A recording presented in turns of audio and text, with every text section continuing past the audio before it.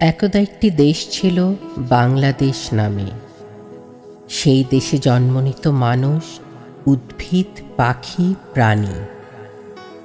পাখিরা আকাশে উঠতে পারত, মানুষ ঘর ছাইতে জানত, উদ্ভিদ সবুজ হতো এবং পূর্ণিমায় জলাশয়ে নির্ভয়ে আসত প্রাণীরা তাদের তৃষ্ণায়।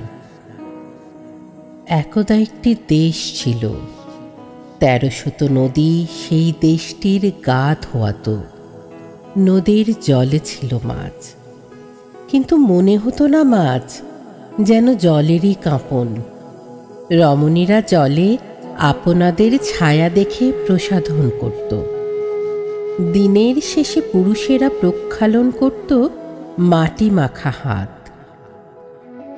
একদা একটি দেশ ছিল বাংলাদেশ নামে। সেই দেশে বর্ণমালার শরীরে ছিল একই সঙ্গে সবুজের ঘ্রাণ এবং বারুদের গন্ধ। মানুষ এবং নদীসমূহের সপক্ষে সমস্ত নিসর্গ কাঁপিয়ে ফেটে পড়ত সেই বর্ণমালার মিলিত উচ্চারণ। একদা একটি দেশ ছিল, সে দেশে জন্ম নেয়ার অর্থই ছিল শ্রমিক অথবা শিল্পী হয়ে যাওয়া।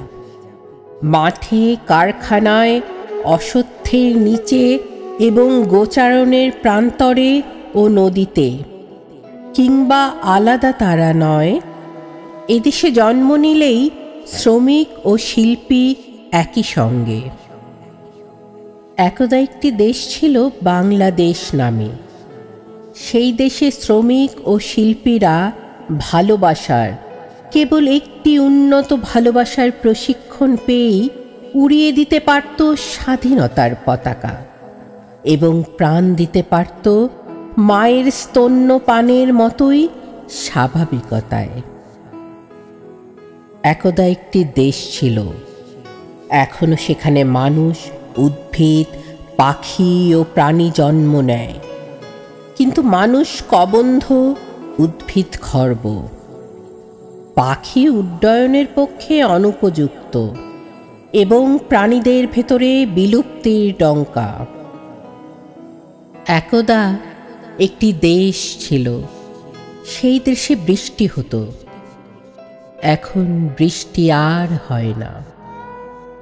বৃষ্টি চায় বীজ, এবং আমাদের গোলায় আছে এখনো কিছু বীজ, কারণ আমাদের জননীরাই নিয়েছেন প্রকৃত শিক্ষা এবং তারা আপৎকালের জন্য সব সময় কিছু না কিছু তুলে রাখেন মাটির হাঁড়িতে, সবচেয়ে উঁচু শিকে, সবচেয়ে দুর্বৃত্ত ছেলেটিরও নাগালের বাইরে।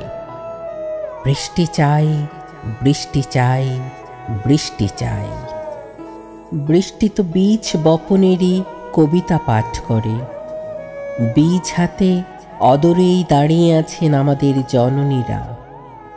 সেই বৃষ্টির জন্য মোনাজাত ভিন্ন দেশটিকে আমরা আর ফিরে পাব না।